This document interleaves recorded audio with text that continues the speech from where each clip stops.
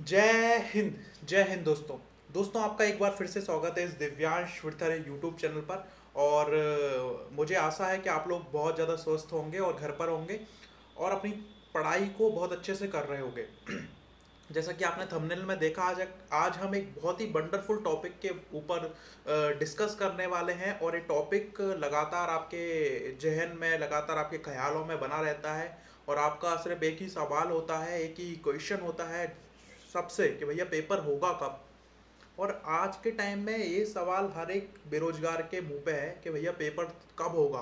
क्योंकि बहुत सारे लोग बहुत टाइम से क्या है आपके बैठे हुए हैं। और ये चीज़ अभी बहुत महसूस होती है, मतलब जो लॉकडाउन लगता है ना, तब आप बहुत ज़्यादा महसूस होती है ये चीज़। खासकर उन लोगों के लिए जो बहुत हेल्पलेस हैं, उनको बैडली एक जॉब की ज़रूरत है। उनको बहुत एहसास होता है कि यार काश ये पेपर हो जाता, काश मेरा सिलेक्शन हो जाता, और काश मैं अभी लॉकडाउन के टाइम पर बढ़िया जॉब कर रहा होता या जॉब नहीं कर रहा होता तो मैं सिलेक्टेड होता कम से कम।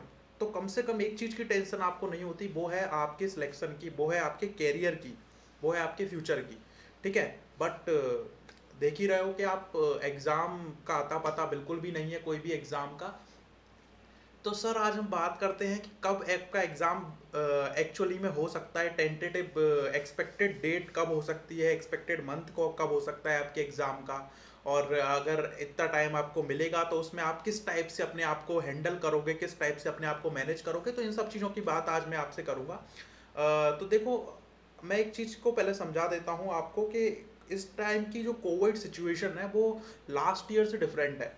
अगर हम लास्ट ईयर की कोविड सिचुएशन पे वो करें, बात करें, तो लास्ट ईयर की जो कोविड सिचुएशन थी वो कुछ अलग थी, क्योंकि वहाँ पर डेथ रेट कम थी। सरकार को ये पता था कि यार डेथ रेट कम है, लोग मरेंगे नहीं, लोग घर ही सही हो रहे हैं, तो जाहिर सी बात है मेडिकल जो आपका इंफ्रास्ट्रक्चर है उस पर ज़्यादा प्रेशर नहीं आएगा। ठीक है। तो सरकार को था यार ठीक है, लॉकडाउन खोल देंगे या सब कुछ करवा देंगे, लोगों को अगर पॉजिटिव होगा भी तो लोग अपने आप सही हो जाएंगे। पहले वाला जो स्ट्रेन था वो इस टाइप का था। तो सरकार भी अपने हिसाब से काम कर रही थी, ठीक है, कोई दिक्कत नहीं है। बट सर ये वाला जो स्ट्रेन आया है नया, and the most important thing about that strain is कि यहाँ पर जो डेथ रेट है वो बहुत ज़्यादा है। मतलब जो स्ट्रेन है अभी वाला, that cause too much danger. मतलब इसने क्या करा है, लोगों के मन में बहुत ज़्यादा भ्रम भी बिठा दिया है और लोगों को बहुत ज़्यादा मजबूर भी कर दिया है। सरकार लोगों को, सबको मजबूर कर दिया है। तो ये चीज़ आप समझ लीजिए, सरकार को अभी पता है कि जो स्ट्रेन है बहुत खतरनाक है। तो सरकार अभी, ध्यान रखना, अभी सरकार ऐसा कोई भी कदम नहीं उठाएगी जिससे लोगों की जान खतरे में जाए, जब तक कि सिचुएशन नॉर्मल नहीं हो जाती। जब तक कि सिचुएशन नॉर्मल नहीं हो जाती, याद रखें। और नॉर्मलिटी का आप मतलब समझ रहे हो कि जब तक इंडिया में वही 50,000 से नीचे केसेस नहीं आएंगे, डेथ रेट बहुत कम हो जाएगी और आप एज्योर हो जाओगे कि नहीं अब चीज़ें क्या हैं आपकी सही हैं। और ये तभी हो सकता है सर, अब जब भारत के लगभग 30 से 40% लोगों को, 30 से 40% लोगों को वैक्सीनेशन अच्छे से लग गया हो, ये तभी हो सकता है। तो इसमें आप हार्डली आप ये मान के चल लीजिए कि जुलाई का पूरा महीना जाएगा जब तक इंडिया में वैक्सीनेशन होगा। ये मैं बहुत, मतलब इंडिया अगर फुल फ्लैश्ड रूप से वैक्सीनेशन प्रोग्राम चलाती है, जहाँ पर बढ़िया तरीके से सब कुछ अच्छा चलता है, तो मैं बता रहा हूँ कि जुलाई तक वैक्सीनेशन पूरा होगा 30 से 40% लोगों का। और इसमें अगर डिले हुआ तो आप इसको मान के चलो कि अगस्त तक लग सकता है। तो मतलब पर्सनली अगर मैं फेल्ट कर रहा हूँ इस चीज़ को, तो मुझे ऐसा लग रहा है कि अगस्त से पहले सिचुएशन नॉर्मल होना इस बार थोड़ा सा मुश्किल है। पिछली बार ही हमें नवंबर तक का टाइम लग गया था, बट इस टाइम अगस्त से पहले सिचुएशन अगर नॉर्मल होती है तो बहुत बड़ी बात है। बट मुझे नहीं लग रहा कि अगस्त से पहले कोई सिचुएशन नॉर्मल होगी।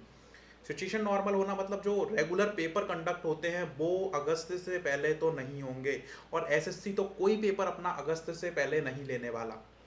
इट्स माई पर्सनल ओपिनियन, और मैं ऐसा सोचता हूँ। और it's that is totally calculated, और एक पूरी तरीके से आप खुद सोच सकते हो इसको कि अगस्त से पहले एसएससी पेपर नहीं ले सकती। कि अगस्त से पहले सिचुएशन का नॉर्मल होना, ठीक है, वो बहुत मुश्किल सा है, बहुत मुश्किल सा ये चीज़ है ऑल इंडिया पेपर लेना। क्योंकि अभी कई लोग बोल रहे हैं केसेस कम हो रहे हैं, बट अभी केसेस नॉर्थ रीजन में कम होना स्टार्ट हुए हैं। तो अगर आप देखोगे साउथ रीजन में केसेस बढ़ना स्टार्ट हुए हैं। तो अभी ऑल ओवर पीक इंडिया का कब आएगा, उसके बाद ऑल ओवर इंडिया के केसेस कब डाउन होंगे, वो एक बड़ा ही क्या बोलते हैं, कंफ्यूजिंग सा क्वेश्चन है। ठीक है। तो हम इस चीज़ को समझ लें कि अभी अगस्त से पहले तो एसएससी कोई भी एग्ज़ाम को कंडक्ट नहीं करवाएगी। इस अगस्त से बाद एसएससी क्या करेगी, एग्ज़ाम को कंडक्ट करवाने की सोचेगी। अब आपको मैं एक चीज़ बता देता हूँ, क्या जो सबसे फास्टर ऑर्गेनाइजेशन है एग्ज़ाम को लेने में, बहुत पंक्चुअल है, यूपीएससी, उन्होंने भी अपनी एग्ज़ाम की डेट अक्टूबर में दी है। उनको पता है क्या चीज़ें नॉर्मलाइज अक्टूबर में ही होंगी और अक्टूबर में ही जाके हम क्या क्या ले पाएंगे, आपका पेपर ले पाएंगे ऑलमोस्ट। तो उन्होंने भी अक्टूबर में जाके उन्होंने अपनी डेट दी है।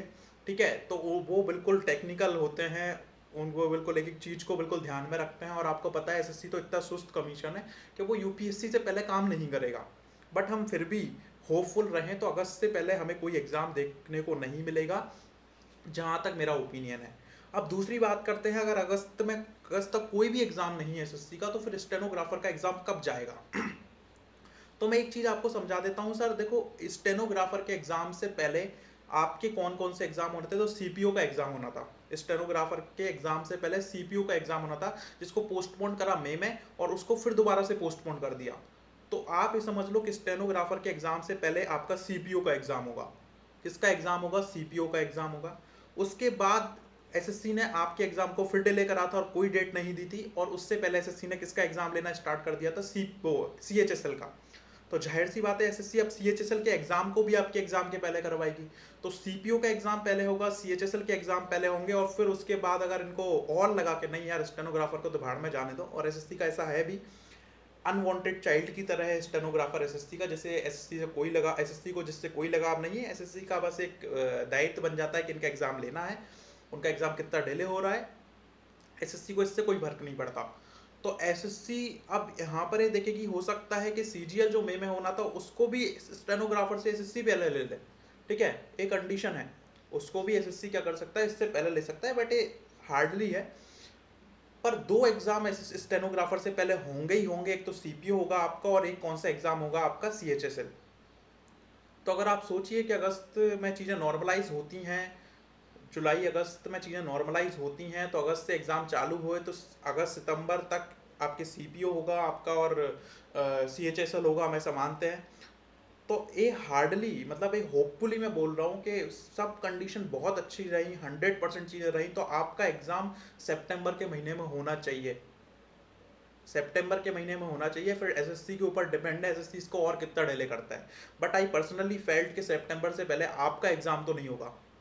और कोई एग्जाम होते रहे तो होते रहे, बट आई पर्सनली फेल्ट, इस चीज़ को मैं खुद देख पा रहा हूँ कि आपका एग्ज़ाम मुझे अगस्त में नहीं दिख रहा है, और वो सितंबर में ही होगा। सितंबर के लास्ट में जाता है कि अक्टूबर में जाता है, वो डिपेंड ऑन एसएससी, बट इससे पहले तो आपका एग्ज़ाम नहीं होने वाला, जहाँ तक मुझे पता है। एसएससी के बारे में मेरा पर्सनली एक्सपीरियंस एसएससी को लेकर बहुत ही ख़राब है, जहाँ पर एसएससी का पूरी हिस्ट्री रही है डिले करने में, और आपको खुद पता है कि 2019 के एग्ज़ाम एसएससी ने कितने बार डिले करा।